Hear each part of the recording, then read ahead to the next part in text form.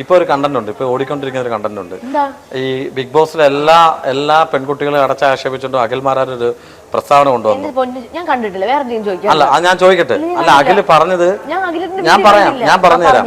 അഖില് പറഞ്ഞത് അതിലെ പെൺകുട്ടികൾ മറ്റുള്ളവരുടെ കൂടെ, അതായത് എല്ലാരെയും അല്ല പറഞ്ഞ, പല പെൺകുട്ടികൾ ചിലർ അതിനകത്ത് കൂടെ കിടന്നിട്ടാണ് എന്ന് പറഞ്ഞിട്ടുണ്ട്. ഇതിൽ കയറിയത് ചിലർ പൈസ കൊടുത്തിട്ട് കയറിയിട്ടുണ്ടെന്ന് പറഞ്ഞ്. ഇങ്ങനെ പറയുമ്പോൾ പലരെയും സംശയം വരത്തില്ലേ? ആളുടെ പേര് പറഞ്ഞിട്ടില്ല. അപ്പൊ അതിനോട് യോജിക്കുന്നുണ്ടോ ആ പറഞ്ഞതിനകത്ത്? അനു, ഒന്നത്തെ കാര്യം ഞാൻ കണ്ടിട്ടില്ല. ഞാൻ പറഞ്ഞ കാര്യം സത്യം. അതെ, ആ വീഡിയോ ഉണ്ട്. അഖില് പറഞ്ഞ കാര്യം ഞാൻ ചോദിച്ചത്. ചിലപ്പോ അഖിലേട്ടൻ കണ്ടിട്ടുണ്ടായിരിക്കും, മേ ബി. ഒന്നും ഇപ്പം എനിക്ക് അറിയില്ല. ആ വീഡിയോ എന്താണ് ഞാൻ കണ്ടിട്ടില്ല, അതുകൊണ്ടാണ് ഞാൻ ആ ചോദ്യത്തിന് ഉത്തരം തരുന്നത്. ആ വീഡിയോ ഞാൻ കണ്ടിട്ടില്ല.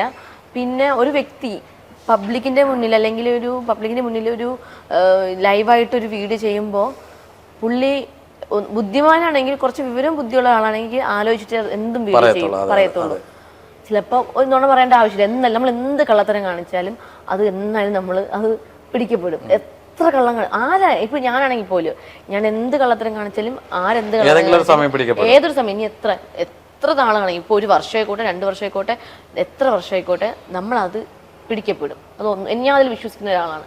അതുപോലെ തന്നെയാണ് പുള്ളി എന്താ പറഞ്ഞെന്ന് എനിക്കറിയാം. എന്താ പറഞ്ഞ പെൺകുട്ടികൾ എനിക്കറിയത്തില്ല, ഞാൻ തോന്നുന്നില്ല. കാരണം ചാനലിലൊക്കെ അങ്ങനെ, പ്രത്യേകിച്ച് ഈ ഏഷ്യാനെറ്റ് ഫ്ലവേഴ്സ്, മഴ വരുമ്പോ ഇങ്ങനെയുള്ള ചാനലൊക്കെ അങ്ങനെ ഉണ്ടെന്ന് തോന്നുന്നു. ഞാൻ എല്ലാ ചാനലിലും വർക്ക് ചെയ്തിട്ടുള്ള ഒരാളാണ്. ഏഷ്യാനെറ്റ് ചാനലിൽ ഒരിക്കലും നമ്മൾ കുറ്റം പറയില്ല. ആ പ്രോഗ്രാമും തെറ്റാന്ന് ഞാൻ പറയത്തില്ല, പക്ഷേ പ്രസ്താവന പറയുമ്പോൾ അതിന്റെ തെളിവ് വേണ്ടേ? അല്ല, ഞാൻ കണ്ടിട്ടില്ല. എനിക്ക് എല്ലാ ചാനലിലും ഞാൻ എല്ലാ ചാനലിലും പോയി അഭിനയിച്ചിട്ടുള്ള ഒരാളാണ്. ഇതുവരെ എനിക്ക് മോശം എന്ന് പറയാൻ ഞാൻ പറയത്തില്ല. കാരണം നല്ല ആൾക്കാരാണ്, എല്ലാം നല്ല ടീമാണ്, ഒരു ഫാമിലി പോലെയാണ് കണ്ടത്. ആ സിനിമയാണെങ്കിലും എനിക്ക് മോശം എന്ന് പറയാൻ ഒന്നുമില്ല, നല്ല ടീമാണ്.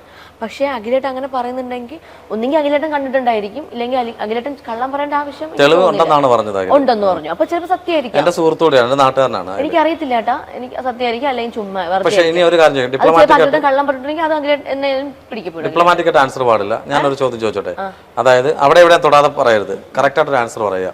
അതായത് ഇപ്പം അനു അറിഞ്ഞിരിക്കുന്ന, അനുമോൾ എന്ന് പറഞ്ഞ ഒരു ആർട്ടിസ്റ്റ് അറിഞ്ഞത് സ്റ്റാർ മാജിക്കലെ ടമാർ പടാർ എന്നുള്ള ഒരു ഫ്ലോറിലൂടെയാണ് അനുമോൾ ഇത്രയും ഇതായത്, വൈറലായത് അല്ലേ? കറക്റ്റ് അല്ലേ? സീരിയൽസിലൂടെ വന്നിട്ടുണ്ട് എങ്കിൽ പോലും. പക്ഷെ നമ്മൾ ആ ഒരു ഷോയെ കുറിച്ച് അതിലില്ലാതിരുന്ന സമയത്ത് ആ ഷോയ്ക്കെതിരെ സംസാരിച്ചു കഴിഞ്ഞാൽ അത് എത്തിക്സ് ആണോ? എത്തിക്സ് ആണോ? അത് എത്തിക്സ് ആണോ? അത് എത്തിക്സ് ആണോ? കാരണം എന്ന് വെച്ചാൽ ഏഷ്യാനെറ്റിൽ നിന്നും വിൻ ചെയ്തതാണ് അഖില്. അഖില, ആ ഷോയെ കുറിച്ച് പറയുന്നത് ശരിയാണോ? എനിക്ക് അതിനെപ്പറ്റി സംസാരിക്കാൻ അറിയത്തില്ല. എങ്കിലും അല്ല പറഞ്ഞത്, ആ പ്രസ്താവന ആ വ്യക്തി സംസാരിക്കുന്നതൊക്കെ അവരുടെ ഇഷ്ടമാണ്, എന്ത് സംസാരിക്കുന്നത്. നമ്മൾ സത്യം പറഞ്ഞാൽ ഇപ്പൊ അഖിലായിട്ട് എന്തെങ്കിലും ഒരു വീഡിയോ ചെയ്തിട്ടുണ്ടെങ്കിൽ അതിന് താഴെ പോയി കുറെ കമന്റുകൾ, ഒരു 10,000-2000 കമന്റ് ഉണ്ട്. പ്രതികരിക്കാനാണെങ്കിലും എന്ത് കാര്യം, സപ്പോർട്ട് ചെയ്യാനാണെങ്കിലും സപ്പോർട്ട് അല്ലാതെ കൊടുക്കാൻ, നെഗറ്റീവ് ആണെങ്കിലും പോസിറ്റീവ് ആണെങ്കിലും. അത് ഞാൻ ഇങ്ങനെ ആലോചിക്കാറുണ്ട്, നമ്മൾ എന്തിനാണ് അതിലേക്ക് എന്തെങ്കിലും, ഞാൻ എന്താ ചിന്തിക്കുന്നത്, എന്തെങ്കിലും കാണിക്കട്ടെ, നമ്മൾ എന്തിനാ മൈൻഡ് ചെയ്യാൻ? അതെനിക്കറിയാം, ഞാൻ ഇങ്ങനെ തന്നെ ഇരിക്കും.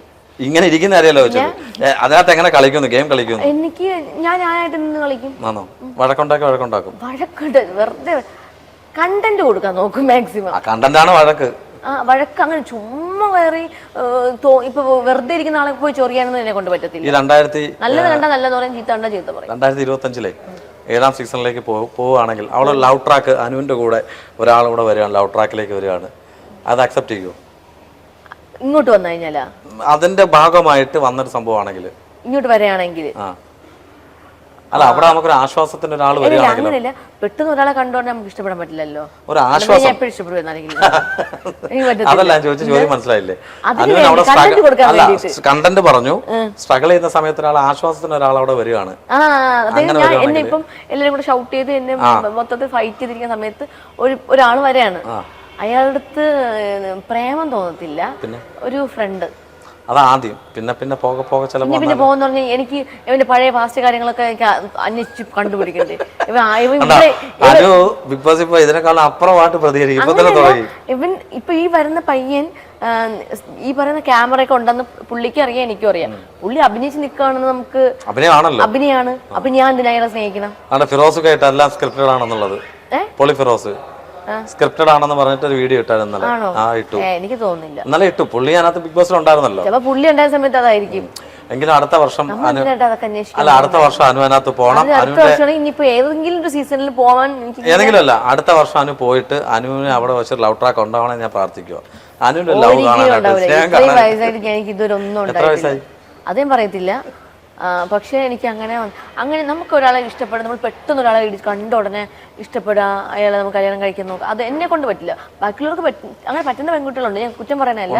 പക്ഷെ എൻ്റെ ഒരു സ്വഭാവം വെച്ച് നോക്കുകയാണെങ്കിൽ എനിക്ക് ഇങ്ങനെ ഒരു വർഷമെങ്കിലും പഠിക്കണം, ഒന്നല്ലെങ്കിൽ 2 വർഷമെങ്കിലും പഠിച്ച് അയാളെ മനസ്സിൽ നമ്മളിപ്പം നമുക്ക് വാങ്ങിച്ച് ഉപയോഗിച്ചിട്ടെടുത്ത് കളയാനുള്ള സാധനമല്ല ഈ ഒരു നമ്മളെ പാർട്ട്ണർ എന്ന് പറയുന്നത്. ലോകത്ത് അങ്ങനെയാണ് നടക്കുന്നത് അങ്ങനെ. അതുകൊണ്ടാണ് എനിക്ക് പേടി. നമ്മൾ അമ്മയും അച്ഛനും ജീവിച്ച ആ ഒരു കാലമല്ല ഇപ്പൊ. ഒരു 10 വർഷം മുന്നേ വരെ എന്റെ ചേച്ചിയും ചേട്ടനൊക്കെ അടിപൊളിയാ. അവരൊക്കെ അവരുടെ ലൈഫ് എന്ന് പറഞ്ഞാൽ എന്റെ അച്ഛനും അമ്മയും പോലെയാ, സേഫാണ്. അവള് സേഫായി. ഞാൻ ഇപ്പൊ ആലോചിക്കുന്ന പറയുമ്പോൾ പണ്ട് കോളേജിൽ പഠിച്ചപ്പോൾ ഒരു പയ്യനെ ഇഷ്ടത്തിലായിരുന്നു. ഇഷ്ടം എന്ന് പറഞ്ഞാൽ ഞാൻ തേർഡ് ഇയർ ആയപ്പോൾ ഇഷ്ടമാണ്. പിന്നെ അത് കഴിഞ്ഞപ്പോൾ ഞാൻ ബിസി ആയപ്പോൾ ഞാൻ ലൈനേ വേണ്ട, ഈ ഒരു ഫീൽഡിൽ വന്നല്ലോ. ഞാൻ പറഞ്ഞു, ഞാൻ തേച്ചല്ല പറഞ്ഞു, രണ്ടുപേരും കൂടെ പറഞ്ഞു. അവനും താല്പര്യമില്ലായിരുന്നു, ഞാൻ പറഞ്ഞു വേണ്ടതാ, എനിക്ക് ഇനി വേണ്ടെന്ന് പറഞ്ഞാൽ എൻ്റെ ഏറ്റവും വലിയ ആഗ്രഹം എന്ന് പറഞ്ഞാൽ ഇതൊക്കെയാണ്, ഞാൻ കുറച്ച് കാശ് സേവ് ചെയ്തിട്ട് അമ്മയും അച്ഛനെ നോക്കണം, അങ്ങനെ ഉണ്ടായിരുന്നു. തേർഡ് ഇയറിൽ പഠിക്കാൻ 12 വർഷമായി ഇപ്പൊ. 12 ഇല്ല, അയ്യോ ഇല്ല. എന്നെ വിളിക്കും, സംസാരിക്കും. പുള്ളി ബിസിനസ് ആയിട്ട് പോകുന്നു, വണ്ടിയുടെ ബിസിനസ് ഉണ്ട്. പ്രതീക്ഷിക്കാമോ? ഇല്ല, ഒരിക്കലും പറ്റില്ല. പുള്ളിയുടെ കല്യാണം അവൻ പറഞ്ഞു, നിന്റെ ഫാമിലി നല്ല പെൺകുട്ടികളെല്ലാം ഉണ്ടോ എന്നൊക്കെ എന്നെ ചോദിച്ചു. ഞാൻ പറഞ്ഞിടാ ഉണ്ട്, പക്ഷെ തീരെ കുഞ്ഞു പിള്ളേരാണെന്ന് പറഞ്ഞു. അങ്ങനെ പറ്റത്തില്ല. ഞാൻ പറഞ്ഞില്ലേ, അങ്ങനെ നമുക്ക് ഒരാളത്തെ ഒരു ഇഷ്ടം തോന്നണമെങ്കിൽ എൻ്റെ ഒരു സ്വഭാവം വെച്ചാണെങ്കിൽ എനിക്കത് പെട്ടെന്ന് പറ്റത്തില്ല. എനിക്കത് നന്നായിട്ട് പഠിക്കണം. നമ്മളിങ്ങനെ ആലോചിക്കണം, ഇയാൾ എന്നെ കല്യാണം കഴിച്ചു കഴിഞ്ഞാൽ എങ്ങനെയായിരിക്കും, പിന്നെ അയാളുടെ സ്വഭാവവും എൻ്റെ സ്വഭാവവും ഒരുപോലെ ആയിരിക്കുമോ, അല്ലെങ്കിൽ ഒരുപോലെ നോക്കുന്നില്ല, എന്നെ അഡ്ജസ്റ്റ് ചെയ്യാൻ പറ്റുമോ. എനിക്ക് പുള്ളി അഡ്ജസ്റ്റ് ചെയ്യാൻ, അഡ്ജസ്റ്റ്മെന്റ് ഇതാണല്ലോ ലൈഫിൽ, അതാണ് മെയിൻ വേണ്ടത്. പിന്നെ എന്നെ മനസ്സിലാക്കുന്ന ആളായിരിക്കണം, സ്നേഹിക്കുന്ന ആളായിരിക്കണേ. പിന്നെ എൻ്റെ അവൻ്റെ അച്ഛനമ്മയും കാണുന്ന പോലെ ആയിരിക്കണം എൻ്റെ അച്ഛനമ്മയും കാണേണ്ടത്. പിന്നെ ഞാൻ എന്തെങ്കിലും തെറ്റ് ചെയ്താലും, അല്ലെങ്കിൽ ഞാനിപ്പം ഞാൻ കുറച്ച് മെച്ചൂർഡായിട്ട് സംസാരിക്കണമെങ്കിലും ശരിക്കും എൻ്റെ വീട്ടിലത് ഞാൻ കുഞ്ഞു പിള്ളയാണ് കേട്ടോ. അപ്പം ഏറ്റവും ഉള്ളത് ഞാനായതുകൊണ്ട് ആണ്. അപ്പോൾ എന്തെങ്കിലും ഞാൻ തെറ്റ് ചെയ്താലും എനിക്കത് പറഞ്ഞ് മനസ്സിലാക്കി തരണം, അങ്ങനെ ചെയ്യരുത്, എടാ ഇതിങ്ങനെയാണ്, നീ എന്തിനാ അങ്ങനെ ചെയ്യാൻ പോയി. ചില ആൾക്കാരാണെങ്കിൽ ഞാൻ കാണുന്നതാണ് കേട്ടോ, നീ കുറ്റപ്പെടുത്തും, ചെയ്യുന്ന കുറ്റത്തിന് പറഞ്ഞ് മനസ്സിലാക്കാൻ ശ്രമിക്കത്തില്ല, അതിനെ 100 ഇരട്ടി വഴക്ക് പറഞ്ഞ് അതിനെ എന്താ പ്രഷർ കയറ്റി മൊത്തത്തിൽ അതിനെ ഡൗൺ ആക്കി കളയും. കുറച്ചും കൂടെ നമുക്ക് പിന്നെ കരച്ചിലാവും, അവക്ക് പിന്നെ രണ്ടും കൂടെ വാക്ക് തീർക്കാം, പ്രശ്നവും, ഇതൊക്കെയാണ് പിന്നെ ഡിവോഴ്സിൽ കൊണ്ടെത്തിക്കുന്നത്. എനിക്ക് വേണം എന്നെ ഒരു എന്താ പറയണ്ടേ, ഭയങ്കര മെച്ചൂറുള്ള ആളായിരിക്കണം എന്നെക്കാളും, മനസ്സിലായില്ലേ. തമാശയും കാര്യങ്ങളൊക്കെ വേണം. എന്ത് തെറ്റ് ചെയ്താലും ഇപ്പൊ പറയാം, ഇപ്പോൾ ഒരു പബ്ലിക്കിന്റെ മുന്നിൽ നിന്ന് ഞാൻ എന്തെങ്കിലും സംഭവം പെട്ടെന്ന് എടുത്ത് പറഞ്ഞു, അപ്പം പെട്ടെന്ന് മാറി എപ്പോഴെങ്കിലും ആ ഒരു പ്രോഗ്രാം, ആ ഒരു സംഭവം, ആ ഒരു സീൻ കഴിഞ്ഞതിന് ശേഷം വീട്ടിൽ പോകുന്ന വഴിക്കോ അല്ലെങ്കിൽ വീട്ടിൽ ചെന്നിട്ടോ പറയണം, ഇനി നീ അത് അങ്ങനെ പറയണ്ടായിരുന്നു കേട്ടോ, എന്താ അത് മോശമല്ലേ അങ്ങനെയൊക്കെ പറഞ്ഞത്, ആണോ, അയ്യോ അതെന്താ അങ്ങനെ പറയുമ്പോൾ പിന്നെ നമ്മൾ അത്രയും പേടിക്കുമ്പോൾ അവരെന്ത് വിചാരിക്കും, അങ്ങനെ പറഞ്ഞു തരണം. ഇതൊരു അവിടെ വെച്ച് നീ ചിലർ നീ ഒന്നാണ് ഒരു കാര്യം പറയണ്ട് നീ ഇപ്പൊ എന്താ അവിടെ വിളിച്ചു അങ്ങനെ പറയാൻ പോയത്, മോശമല്ലേ ഇതൊക്കെ. അപ്പൊ നമ്മളവിടെ ഡൗൺ ആവും. പിന്നെ നമ്മൾ അത്രയും സമയം സന്തോഷിച്ചിരിക്കുമ്പോൾ നമ്മൾ ഇങ്ങനെ ഇരിക്കുമ്പോൾ എല്ലാം ചോദിക്കും എന്തിങ്ങനെ നീ എന്തിനും വിളിച്ചോണ്ട് പോയാൽ അവിടെ പ്രശ്നങ്ങളൊക്കെ ആവും.